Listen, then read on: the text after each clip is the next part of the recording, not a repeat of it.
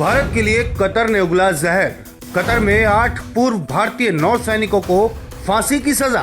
Qatar और भारत के बीच रिश्ते अच्छे नहीं हैं। अब मोदी और विदेश मंत्री के सामने परीक्षा की घड़ी। कतर और भारत के रिश्ते दिलचस्प हैं। कारोबार और मानव संसाधन को लेकर जितनी समरसता दिखती है, उतनी ही जियोपॉलिटिक्स और इस्लामिक मुद्दों के मोर्चे पर दुश्मनी।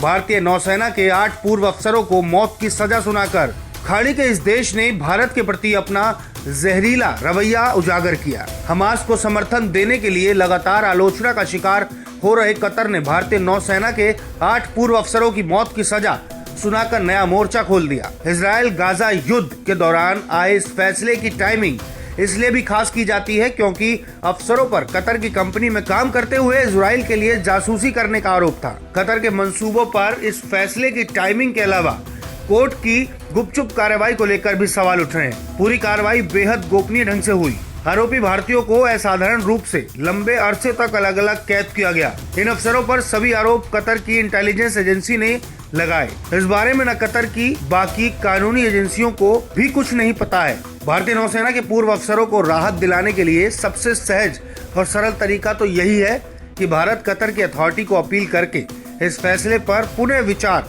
करने के लिए कहे।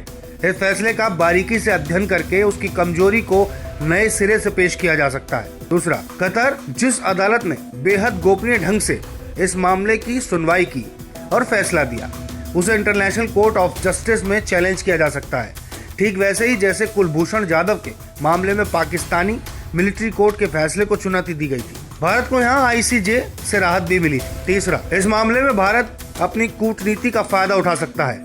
मिडिल ईस्ट में भारत के कई देशों से बहुत गहरे संबंध हैं। सऊदी अरब और UAE के मध्यस्थता से भारत इस नौसेना अधिकारियों की रिहाई संभव करा सकता है। चौथा, कतर की आबादी में 25% हिस्सा भारतीय समुदाय का है। यह भारत की सॉफ्ट पावर ही है जो कतर जैसे देश की इकोनॉमी से लेकर देश के कई हिस्सों की गाड़ी में पहिए का काम कर रही। वहाँ अहम पदों पर बैठे भारतीयों का दबाव भी कतर अथॉरिटी को पुनः विचार के लिए मजबूर कर सकता है। पांचवा, खाने पीने की चीजों से लेकर कई जरूरी साजो सामान के लिए कतर भारत पर ही निर्भर है। इस कारोबारी रिश्ते का हवाला देकर भी उसे अपना फैसला बदलने के लिए मजबूर किया जा सकता है। यदि सारे अनुरोध और आवेदन कतर की ओर से नामंजूर कर दिए जाएं, तो इजराइल वाली नीति अपनाकर भारत अपनी उंगली टेढ़ी भी कर सकता है।